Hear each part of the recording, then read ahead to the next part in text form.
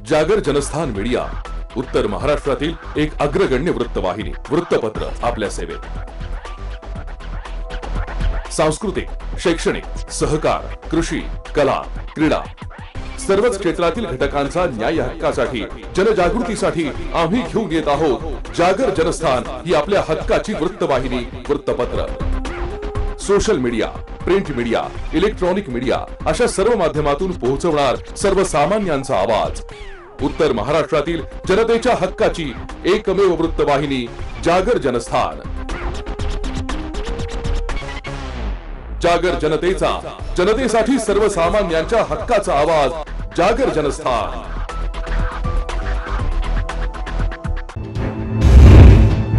नमस्कार, मी सुनील शिंदे. जागर जनस्थानच्या बुलेटिनमध्ये आपलं स्वागत आहे. आपण घेतोय दिवसभरातील घडामोडींचा सविस्तर आढावा.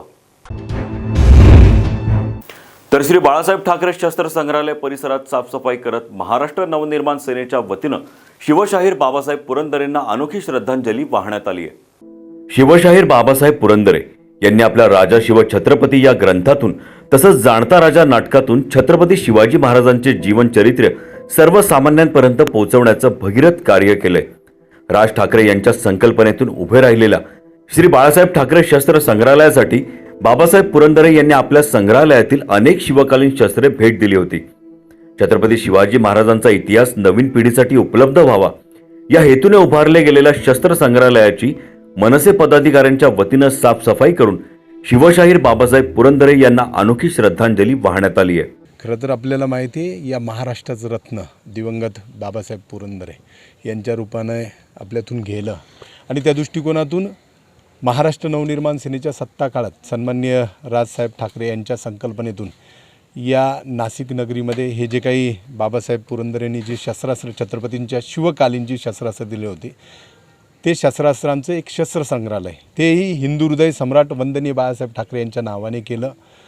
खरं तर आज एवढ्या मोठी विभूती गेल्यानंतर त्यांचा वारसा, त्याचं काहीतरी जतन झालं पाहिजे या दृष्टिकोनातून ह्या संग्रहालयात आम्ही आल्यानंतर अतिशय दयनीय परिस्थिती, म्हणजे ज्या हिंदू हृदय सम्राट वंदनीय बाळासाहेब ठाकरेंच्या नावाने शिवसेनावाले राजकारण करता, दुर्दैवाने त्यांच्या नावाने या राज्यामध्ये राज्यकारभार करता, महानगरपालिकेमध्ये एक विरोधी पक्ष म्हणून सक्षम आहे आणि दुर्दैवाने त्याच हिंदू हृदय सम्राटांच्या नावाने हे जे काही शस्त्र संग्रहालय आहे त्याची दुरावस्था झालेली आहे. आज खऱ्या अर्थाने आम्ही सर्व महाराष्ट्र नवनिर्माण सेनेचे पदाधिकारी या ठिकाणी स्वच्छता करायला आलो. सातत्याने गेले अनेक वर्षापासून या ठिकाणी असलेले आमचे उपशहर अध्यक्ष संतोषजी कोरडे असतील, या परिसराचे विभागाध्यक्ष सत्यमजी खंडाळे असतील, त्यांच्यासोबत सर्वच शाखा अध्यक्ष असतील, हे सातत्याने नित्यनियमाने इथे साफसफाई करता.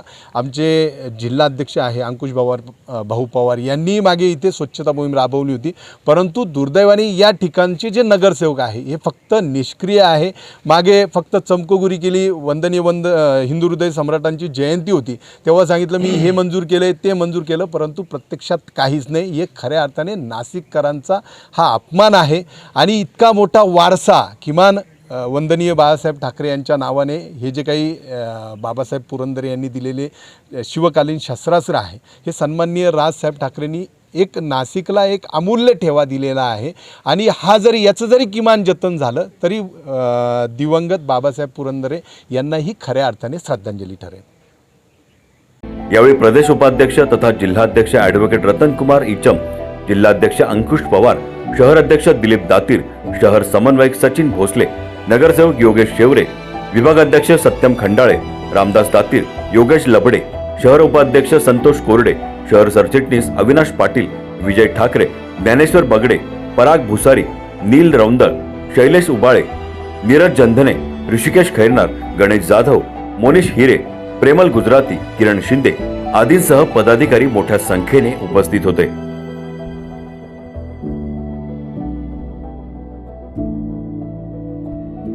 जागर जनस्थानसाठी शुभम बोडके पाटील, नाशिक. नाशिकच्या रामकुंड येथे आज शिवशाहीर बाबासाहेब पुरंदरे यांच्या अस्थीचं विसर्जन विधिवत पूजा करून करण्यात आलंय. छत्रपती शिवाजी महाराजांचे चरित्र महाराष्ट्राच्या घराघरात पोहोचवणारे पद्मभूषण, महाराष्ट्रभूषण आणि शिवशाहीर बाबासाहेब पुरंदरे यांचं वयाच्या 100व्या वर्षी काल पहाटे 5 वाजेच्या सुमारास निधन झालं. काल पुण्यात त्यांच्यावर शासकीय इतमामात अंत्यसंस्कार करण्यात आले. शिवशाहीर बाबासाहेब पुरंदरे यांच्या अस्थि विसर्जनासाठी नाशिकच्या रामकुंड इथे आज आणण्यात आल्या होत्या. आज सकाळी 10:30च्या सुमारास विधिवत पूजन करून अस्थींचं विसर्जन करण्यात आलं. नागपूर येथील साहित्य प्रसार केंद्राचे मकरंद कुलकर्णी यांनी या अस्थींचं विसर्जन केलंय. यावेळी परिसरात बाबासाहेब अमर रहेच्या घोषणाही देण्यात आल्या. बाबासाहेब म्हणजे महाराष्ट्रभूषण, पुण्यभूषण, पद्मविभूषण, त्यांना जेवढ्या पदव्या मिळाल्या किंवा जे पुरस्कार मिळाले हे खरं बघितलं तर आहे, चांगलेच आहेत, पण ते त्याच्यापेक्षा पलीकडचे होते. बाबासाहेब शिवमय आयुष्य जगले. प्रत्येक गोष्ट, प्रत्येक आचरणात याच्यात कधी कुठलाही शत्रू नाही. प्रत्येकाला त्यांनी कोणी त्यांच्याबद्दल वाईट वक्तव्य केलं, काही केलं तरीही ते सोडून द्या, आपण त्याच्याकडे लक्ष द्यायचं नाही, आपण आपलं कार्य करत राहायचं. शिवाजी महाराजांनी जे काही शिकवलं आहे त्याप्रमाणे आपण वागायचं, त्याप्रमाणे राहायचं, हेच ते आम्हाला लहानपणापासून सांगत आले आणि ते स्वतः ते अंगीकारत होते. अनेक गडांवर त्यांच्या अस्थी तिथून वितरित केल्या गेल्या. आळंदीला त्यांच्या अस्थी गेल्या. त्यात मला हे वाटलं की आपण नाशिकला जाऊन रामकुंडावर सुद्धा त्यांचं अस्थि विसर्जन करावं. त्याप्रमाणे मी अमृतराव त्यांचे चिरंजीव यांच्याशी बोललो की मी नागपूरला जाणार होतो, नागपूरच्या ऐवजी मी नाशिकला जातो अस्थि घेऊन, तिथे अस्थि विसर्जन रामकुंडावर करू. आणि माझे भाऊ मिलिंद आहेत, अनिल भालेराव आहेत, यांच्याशी बोललो आणि त्यांनी ठरवलं की नाही, नाशिककरांना सुद्धा अस्थींचं दर्शन व्हावं. आणि म्हणून आम्ही ते काल तातडीने हा निर्णय घेतला आणि इथे आज आपण बघतोय सगळे आले आहेत.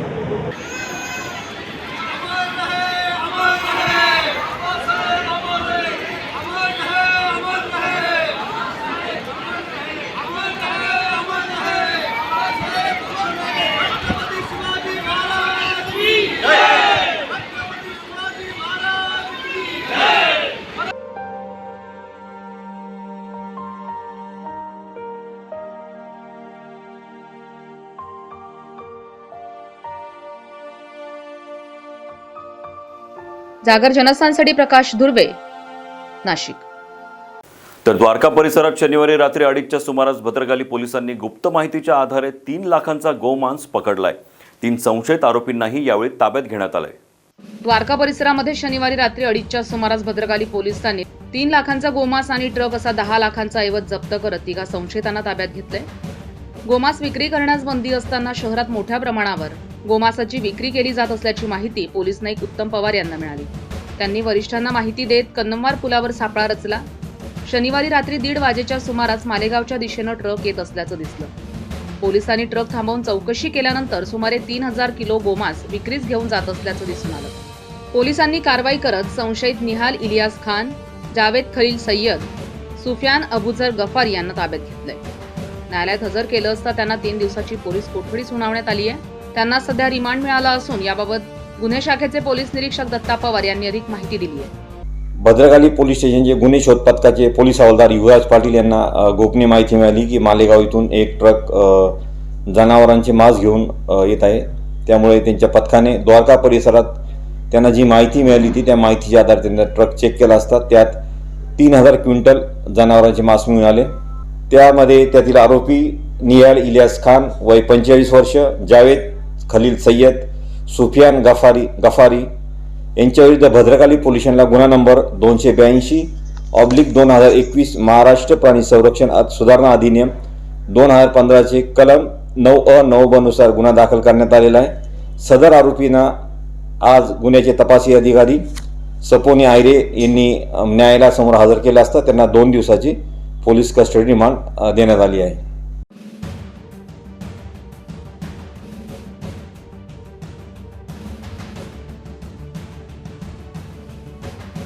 जागर जनस्थानसाठी प्रकाश धुर्वे, नाशिक. नाशिक येथील शिवसेनेच्या पदाधिकाऱ्यांनी मुंबई येथे जाऊन खासदार संजय राऊत यांची विशेष भेट घेऊन अभिष्टचिंतन सोहळ्यानिमित्त त्यांना पुष्पगुच्छ भेट देऊन शुभेच्छाही दिल्या आहेत.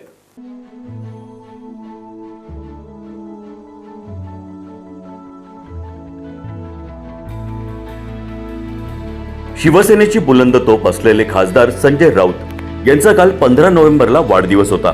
याच निमित्ताने नाशिक येथील शिवसेनेचे उपमहानगर प्रमुख अमोल सूर्यवंशी तसंच सुनील जाधव यांच्यासह युवा नेता माजी महानगर चिटणीस गोकुळ मते, स्वप्नील अलई आदींनी मुंबई येथे जाऊन खासदार संजय राऊत यांची विशेष भेट घेतली आणि अभिष्टचिंतन सोहळ्यानिमित्त त्यांना पुष्पगुच्छ देऊन शुभेच्छा दिल्या.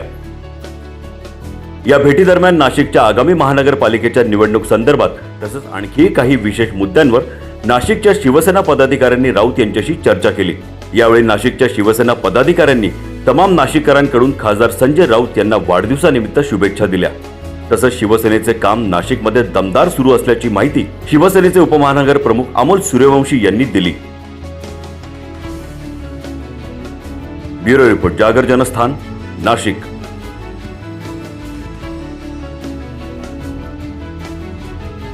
या बातमीसोबत वेळ झाली एका ब्रेकची। आपण कुठेही जाऊ नका, पाहत राहा जागर जनस्थान। या ठिकाणी घोषणा करतो, जे आजपर्यंत तुम्हाला कधी नाशिकमध्ये दिसलं नव्हतं असं चित्र मला तुम्हाला नाशिकमध्ये दाखवायचं होतं। नाशिक मी दत्तक घेतो, तुम्हाला दाखवलं पण। प्रगती करणाऱ्या शहरांमध्ये नाशिकचा 16वा क्रमांक होता। आता एवढ्या सगळ्या गोष्टी केल्यानंतर हाती काय येतो? पराभव। नाशिकचं नाव सुद्धा तुम्ही दत्तक घेताना मग का सुरू केलं नाही? काही जणांच्या मनामध्ये अशी शंका आहे की नाशिकमध्ये शिवसेना राहिली की नाही, शिवसेना मलूल झाली, मग शिवसेना गळपटली। हे बघा ना इकडे आखाडा नाशिक महानगरपालिकेचा लवकरच आपला जागर जनस्थान वाहिनीवर।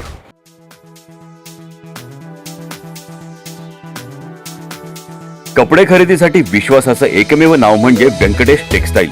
आमच्याकडे होलसेल भावात sari, kurti, leggings, dress material, palazzo, shirt, T shirt, fancy shirt, jeans, kidswear आणि मेन्सवेअर उपलब्ध आहेत। साडीमध्ये catalogue piece, Sintex sari, Calcutta works, Bangalore silk, Surat, काठपदर, कॉटन अशा अनेक प्रकारांसह आकर्षक पैठणी,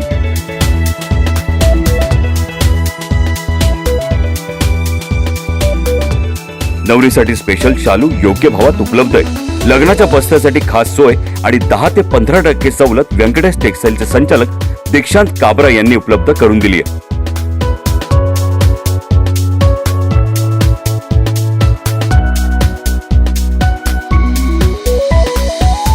व्यंकटेश टेक्सटाईलला एकदा अवश्य भेट द्या आणि खास सवलतीसह आपली खरेदी करा, तेही अगदी माफक दरात। आमचा पत्ता व्यंकटेश टेक्सटाईल, मंडलिक माळासमोर, पाटाच्या शेजारी, Makhmalabad Road, RTO Link Road, Panchavati, Nashik. Prana the Healing Tree, an exclusive center for children with special needs and patients with post-COVID complications as well as those suffering from stress, anxiety, depression and panic attacks. Service available: Ayurveda treatment, homeopathy treatment, audiology and speech therapy, animal assistant therapy, physiotherapy, yoga session, occupational therapy, aromatherapy. Address: first floor, Anand Kunji apartment, opposite Sankiracharya Nyas, near Old Gangapur Naka, Gangapur Road, Nashik, 422003. Contact 8010179220.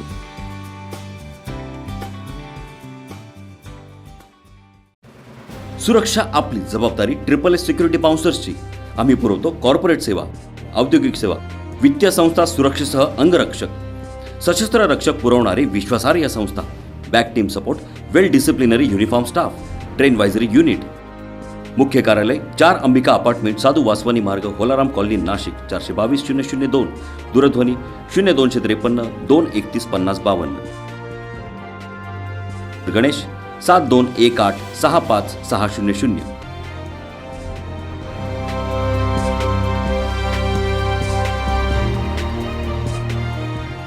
पंख आम्ही देतो, उंच भरारी तुम्ही घ्या।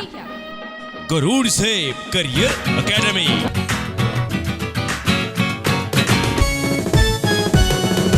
गरुड झेप career academy, वैशिष्ट्य आमचे हो खास। MPSC SRPF स्पर्धा परीक्षा एकच ध्यान। सरळ सेवा भरती प्रक्रियेत नोकरीची संधी मिळेल। विविध खाते विविध पदांचे मार्गदर्शन इथे मिळेल। रेल्वे भरती, पोलीस भरती,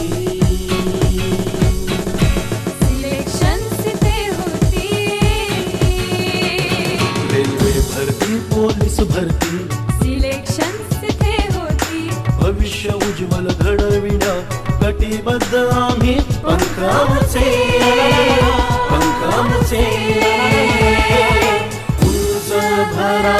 घ्या तुम्ही, उंच भरारी घ्या तुम्ही.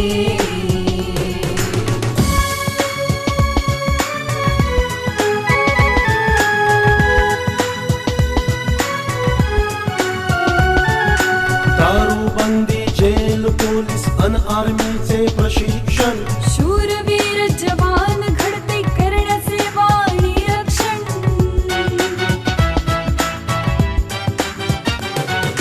तज्ञ शिक्षक, सर्व सुविधा अन राहण्याची सोय इथे. शिस्तबद्ध चाले प्रशिक्षण, नसे काही उणीव इथे. गरुडचे अशी मारा, ही आयुष्याचे सोन करा. गरुडचे अशी मारा, ही आयुष्याचे सोन करा. भविष्य उज्ज्वल घडविण्या कटिबद्ध आम्ही. पंखांचे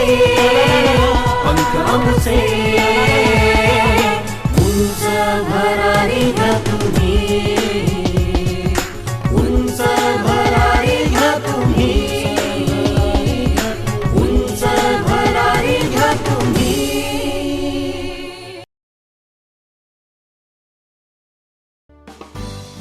प्राणा द हिलिंग ट्री विशेष गरजा असलेल्या मुलांसाठी आणि कोविड नंतरचा त्रास असलेल्या रुग्णांसाठी, तसंच ताणतणाव, चिंता, नैराश्य, भीती वाटणे या समस्यांनी ग्रस्त असलेल्यांसाठी एक विशेष केंद्र. इथल्या सुविधा आयुर्वेदिक तपासणी व उपचार, होमिओपॅथी तपासणी व उपचार, श्रवण व वाचा उपचार, ॲनिमल असिस्टंट तपासणी, फिजिओथेरपी, योगा प्रशिक्षण वर्ग, ॲक्युपेन्शनल तपासणी व उपचार, ॲरोमा थेरपी. पत्ता: पहिला मजला, अनंतकुंज अपार्टमेंट, शंकराचार्य न्यास समोर, गंगापूर नाकाजवळ, गंगापूर रोड, नाशिक 422003. संपर्क 8010179220.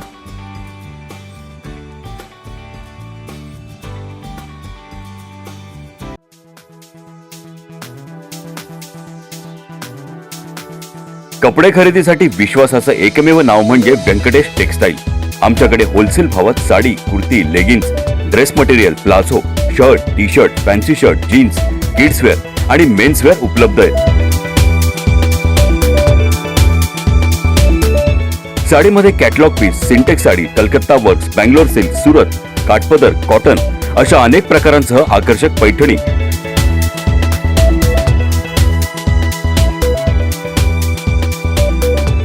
नवरीसाठी स्पेशल शालू योग्य भावात उपलब्ध आहे. लग्नाच्या बस्त्यासाठी खास सोय आणि 10 ते 15% सवलत व्यंकटेश टेक्सटाईलचे संचालक दीक्षांत काबरा यांनी उपलब्ध करून दिली आहे.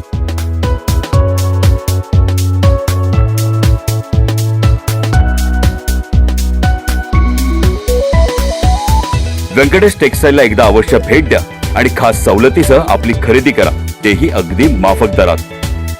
आमचा पत्ता: व्यंकटेश टेक्सटाईल, मंडलिक माळासमोर, पाटाच्या शेजारी, Makhmalabad Road, RTO Link Road, Panchavati, Nashik. या ठिकाणी घोषणा करतो, जे आजपर्यंत तुम्हाला कधी नाशिकमध्ये दिसलं नव्हतं असं चित्र मला तुम्हाला नाशिकमध्ये दाखवायचं होतं. आजपासून नाशिक मी दत्तक घेतो.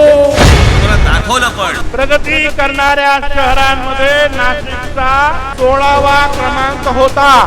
आता एवढ्या सगळ्या गोष्टी केल्यानंतर हाती काय येतो? पराभव. नाशिकचं नाव सुद्धा तुम्ही दत्तक घेताना मग का सुरू केलं नाही? काही जणांच्या मनामध्ये अशी शंका आहे की नाशिकमध्ये शिवसेना राहिली की नाही, शिवसेना मलूल झाली, मग शिवसेना गळपटली. हे बघा ना इकडे. आखाडा नाशिक महानगरपालिकेचा लवकरच आपला जागर जनस्थान वाहिनीवर. नमस्कार, ब्रेक नंतर आपलं स्वागत. नांदेड येथील गडगा कहाळा रस्त्यावरून जाणाऱ्या ट्रकमधून तब्बल 1127 किलो गांजा जप्त करण्यात आलाय. एनसीबी पथकाकडून करण्यात आलेल्या या कारवाईनं जिल्ह्यात एकच खळबळ उडाली आहे. एनसीबी पथकाकडून मोठी कारवाई करण्यात आली आहे. आंध्र प्रदेशातील विशाखापट्टणम इथून जळगावला गांजानं भरलेला ट्रक जाणार असल्याची माहिती एनसीबी पथकाला मिळाली. त्यानंतर पथकाकडून गेल्या काही दिवसांपासून ट्रकवर पाळत ठेवण्यात येत होती. ट्रकनं तेलंगणा बॉर्डरवरून महाराष्ट्रात प्रवेश केल्यानंतर ट्रकचा पाठलाग पथकानं सुरू केला. गडगा कहाळा मार्गानं नांदेडकडे जात असताना मांजरम गावात ट्रक अडवला आणि तपासणी केली. यात जवळपास 12 कोटींचा 1127 किलोग्रॅम गांजा आढळला आहे. ही कारवाई 15 नोव्हेंबर रोजी पहाटे 5च्या सुमारास झाली आहे. गांजा आणि ट्रक जप्त करण्यात आला असून चालकासह अन्य एकाला ताब्यात घेऊन चौकशी सुरू आहे। याबाबत एनसीबीचे विभागीय अधिकारी समीर वानखेडे यांनी अधिक माहिती दिली। ये आज सुबह मुंबई एनसीबी की टीम मुंबई से यहाँ से रवाना हुई है। नांदेड़ डिस्ट्रिक्ट में कार्रवाई की गई है। ये कंसाइनमेंट 1.1 टन्स 1127 केजीज का था, जिसे आंध्र प्रदेश से लाया जा रहा था। उसके बाद जैसे महाराष्ट्र एंटर किया तो उसे इंटरसेप्ट किया गया है मंजराम तालुका में। वहाँ पर जो मुंबई की टीम थी काफ़ी एक आईओ, एक जेआईओ और बाकी के भी कर्मचारी थे, तो उन्होंने इंटरसेप्ट किया है। इस केस में 2 लोगों को अभी तक इंटरसेप्ट किया गया है। उसके अलावा भी काफ़ी इन्वेस्टिगेशन गति में चल रही है। बाकी के जगहों पर भी we are conducting an investigation. देखिए, अभी तक तो कार्रवाई चालू है, पूछताछ भी जारी है हमारी, और वहीं माननीय न्यायालय के सामने उनको वहीं प्रस्तुत करेंगे।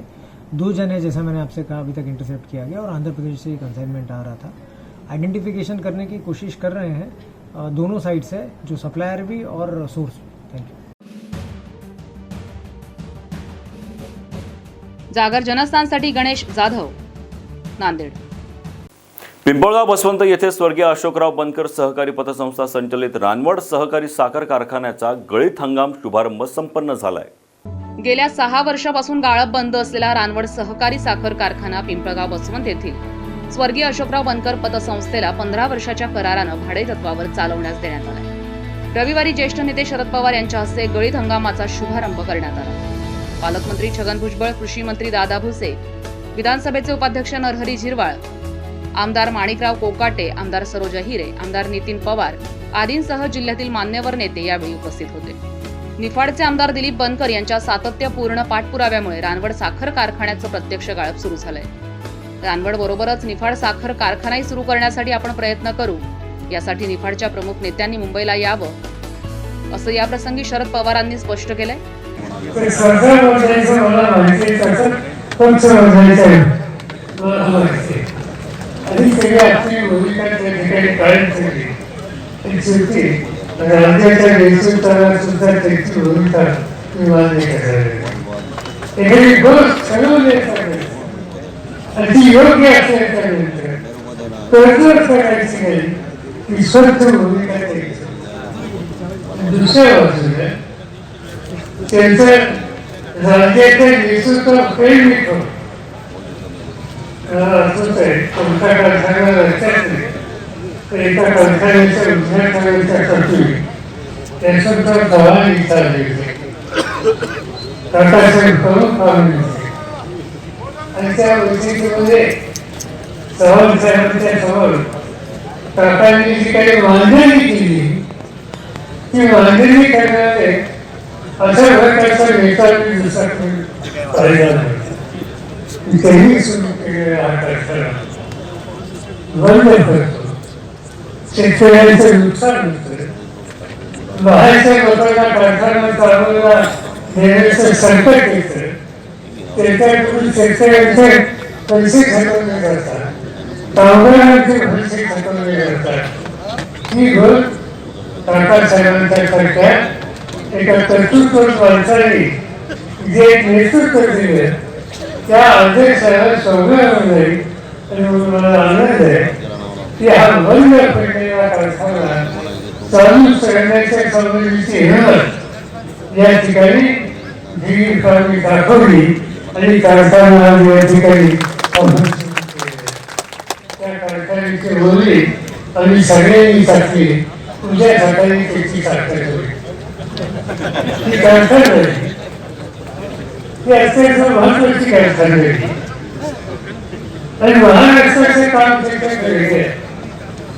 आज देशामध्ये सगळ्यात जास्त कारखाने उत्तर प्रदेश आणि त्याच्याकडचे आपल्याला मिळवणार, तर आपलं वैशिष्ट्य आहे की आपल्याकडे अधिक सहकारी कारखाने, या सहकारी कारखान्यांचा जन्मपूर्वी महाराष्ट्राचा झाला।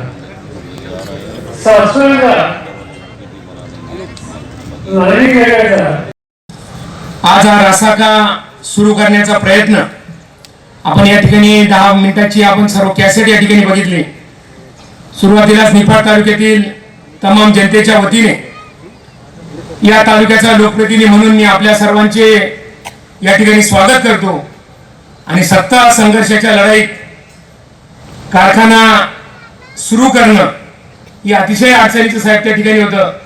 4 वेळेला त्या ठिकाणी मला अपयश आलं, मी खचलो नाही, धीर सोडला नाही। संघर्ष करणं हे मी भुजबळ साहेबांकडून त्या ठिकाणी शिकलो।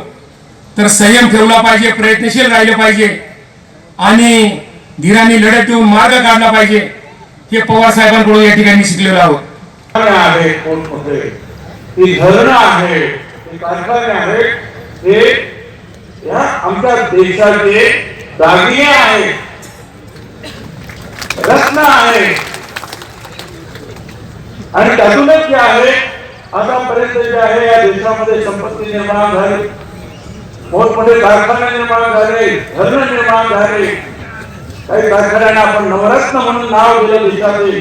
आपल्याकडे आता एक रत्न विकासाचं काम सुरू आहे या सरकारच्या नवीन दिल्ली सरकारतर्फे, ही गोष्ट आता वेगळी आहे। परंतु पंडित जवाहरलाल नेहरूंनी जी आहे ती दूरदृष्टी त्यावेळेला दाखवली की कारखाने निर्माण झाले पाहिजे, शेतकऱ्यांचा उत्पादन त्याचा उपयोग त्याच्यामध्ये झाला पाहिजे, शेतकऱ्यांसाठी धरणं बांधली गेली, ही तर खरी रत्न आहे असं पंडित जवाहरलाल नेहरू यांनी म्हटलं। त्यांचा जन्मदिवस आणि नेमका याच दिवशी काकासाहेब वाघ यांनी सुरू केलेला कारखाना जो बंद पडला तो दिलीप काका बनकर यांनी आजपासून सुरू केला।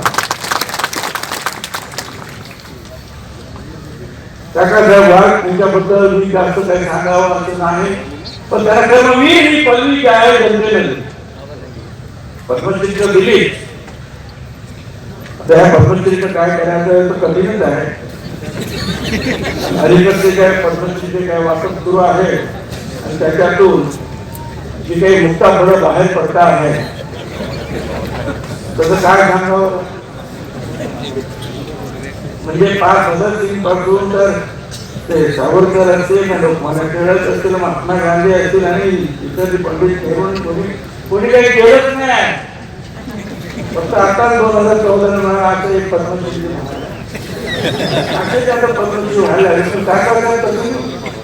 काकासाहेब काम करणार होते, पद्मश्री मिळाली त्यापेक्षा जास्त कायमचा कर्मवीर ही पदवी जनतेने त्यांना दिली, ही मिळाली आहे काकासाहेब। आमदार दिलीप बनकरांनी अथक परिश्रम घेऊन कारखाना कार्यस्थळावर वीज, पाणी, दर्जेदार रस्ते यासह अत्याधुनिक यंत्रणा उभारली आहे। रानवड कारखान्याचं रंगरूप बदलून टाकलंय।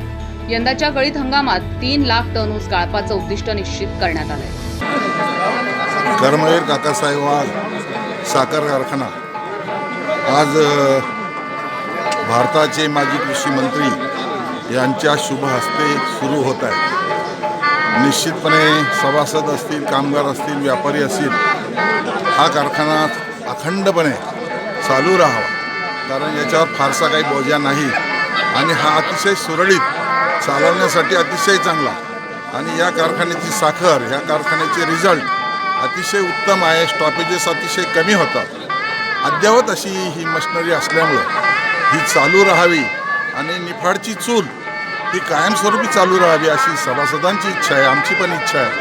मी एक माजी चेअरमन म्हणून माझी अशी इच्छा आहे का अखंडपणे या कारखान्याची चिमणी चालू राहावी एवढीच अपेक्षा करतो आणि शुभेच्छा देतो।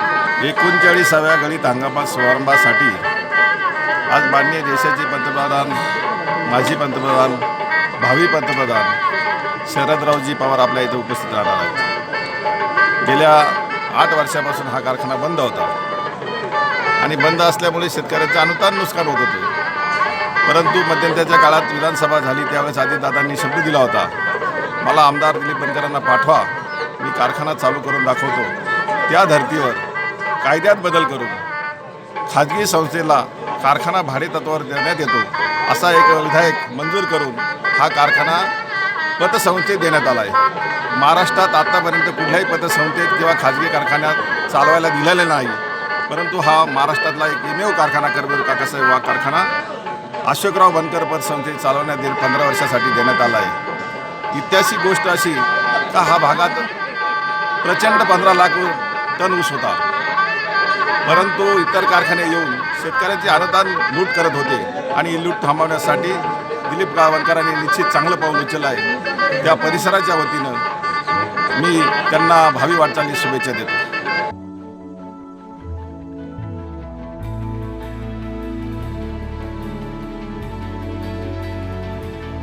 जागर जनस्थानसाठी हेमंत थेटे, पिंपळगाव, बसवंत. तर इगतपुरी तालुक्यातील कुंभमेळ्याचे उगमस्थान असलेल्या कावनाई येथे कामाक्षी माता मंदिरात काल मध्यरात्रीच्या सुमारास अज्ञात चोरट्यांनी दानपेटी चोरून पैसे चोरून नेल्याची घटना घडली आहे. इगतपुरी तालुक्यातील कुंभमेळ्यासाठी प्रसिद्ध असलेल्या कावनाई येथील कामाक्षी माता मंदिरात काल मध्यरात्रीच्या सुमारास अज्ञात चोरट्यांनी मंदिरातील दानपेटीवर डल्ला मारलाय. चोरीचा सर्व प्रकार सीसीटीव्ही मध्ये कैद झाला असून मंदिरातील दानपेटीतील ऐवज काढून दानपेटी त्याच ठिकाणी टाकून चोरटे पसार झालेत. पहाटे पुजारी मंदिरात पूजेसाठी आल्यानंतर ही बाब त्यांच्या लक्षात आली आहे. त्यांनी तात्काळ या घटनेची माहिती पोलिसांना दिली असून घोटी पोलीस अधिक तपास करताय. जागर जनस्थानसाठी सुमित बोधक, इगतपुरी. तळोदा तालुक्यामधील मोदलपाडा गावाजवळ 2 मोटरसायकलींची समोरासमोर जोरदार टक्कर झाल्याने मोठा अपघात झालाय. या अपघातात दोघांचा दुर्दैवी मृत्यू झालाय. नंदुरबार जिल्ह्यातील तळोदा तालुक्यामधील मोदलपाडा गावाजवळ 2 मोटरसायकलची समोरासमोर जोरदार टक्कर झाल्याने मोठा अपघात झालाय. या अपघातात 2 ठार तर 2 जण जखमी झालेत. जखमींवर उपजिल्हा रुग्णालय तळोदा येथे उपचार सुरू आहेत. जिल्ह्यातील या रस्त्यावर अनेक वेळा अपघात घडलेत, मात्र तरी देखील राष्ट्रीय प्राधिकरण महामार्ग विभाग दुर्लक्ष करत असल्यामुळे आज दोघांना नाहक बळी पडल्याची भावना व्यक्त केली जाते. 2 युवकांच्या मृत्यूला नेमके कोण जबाबदार, ठेकेदार का महामार्ग प्रशासन, असा प्रश्नही आता विचारला जातोय. जागर जनस्थानसाठी जीवन माळी, नंदुरबार. तर अक्कलकुवा तालुक्यातील देहली प्रकल्पाच्या रखडलेल्या कामाला 10 नोव्हेंबरपर्यंत सुरू न केल्याने 15 नोव्हेंबर रोजी खापर येथील कोराई चौफुलीवर विविध संघटनांच्या वतीनं रास्ता रोको आंदोलन करण्यात येणार होता. मात्र आंदोलनाच्या आधीच वरिष्ठ अधिकाऱ्यांनी बैठक घेऊन शासनाची मंजुरी येताच 15 डिसेंबरपर्यंत काम सुरू करण्याचे लेखी आश्वासन दिल्याने रास्ता रोको आंदोलन सध्या तरी स्थगित करण्यात आलंय. अक्कलकुवा तालुक्यातील यहामोगी शेतकरी संघटना, आदिवासी महासंघ, आदिवासी एकता परिषद तसंच विविध सामाजिक संघटनेच्या वतीनं देहली प्रकल्पाचे काम सुरू करण्यासंदर्भात अक्कलकुवा तहसीलदारांना नुकतेच निवेदन देण्यात आले होते. प्रकल्पाचे काम सुरू करावे अन्यथा यहामोगी शेतकरी संघटना, आदिवासी महासंघ तसंच एकता परिषद तसंच विविध संघटनेच्या वतीनं दिनांक 15 नोव्हेंबर रोजी खापर येथील कवराई चौफुलीवर रास्ता रोको आंदोलन करण्याचा इशारा देण्यात आला होता. त्यानुसार तहसीलदार तसंच कार्यकारी अभियंता यांनी शेतकरी संघटनांचे जिल्हाध्यक्ष विनोद वळवी यांना पत्र देऊन शासन तसंच प्रशासन स्तरावर पाठपुरावा होत असल्याने आंदोलन करू नये अशी विनंती केली होती. मात्र त्यावर संघटनांचे समाधान झालेले नव्हते. त्यामुळे संघटनांनी दिनांक 15 रोजी विनोद वळवी यांच्या नेतृत्वाखाली खापर येथे रास्ता रोको आंदोलनाची तयारी केली होती. मात्र तत्पूर्वी प्रांताधिकारी तथा 6 जिल्हाधिकारी मौना घोष, उपविभागीय पोलीस अधिकारी संभाजी सावंत, तहसीलदार सचिन मस्के, नंदुरबार मध्यम प्रकल्पाचे उपकार्यकारी अभियंता बी आहिरराव, पोलीस निरीक्षक राजेश शिंगटे, देहली प्रकल्पाचे उपअभियंता किशोर पावरा, कनिष्ठ अभियंता विकास शिंदे यांनी बैठक घेऊन विविध उपाययोजना करण्याबाबत सविस्तर चर्चा केली. तसंच घळ भरणीच्या कामाला शासनाची मंजुरी मिळताच दिनांक 15 डिसेंबर पर्यंत काम सुरू करण्याचे लेखी आश्वासन दिल्यामुळे रास्ता रोको आंदोलन स्थगित करण्यात आलंय. आज यहामोगी शेतकरी संघटना व आदिवासी महासंघ, आदिवासी एकता परिषद या सर्वांच्या विद्यमानाने देहली प्रकल्प चालू करावा, तेथील जे धरणग्रस्त आहेत त्यांच्या मागण्या आहेत ते पूर्ण व्हाव्यात यासाठी खापर चौफुलीवर रस्ता रोको आंदोलन करण्याचा इशारा देण्यात आला होता. त्याबद्दल आज आंदोलन छेडण्याच्या अगोदरच अक्कलकुवा व तळोदाचे प्रांत अधिकारी नैना घोष, DYSP साहेब, तहसीलदार साहेब हे सर्व आले आणि त्यांनी हे आंदोलन करू नका याच्या बाबतीत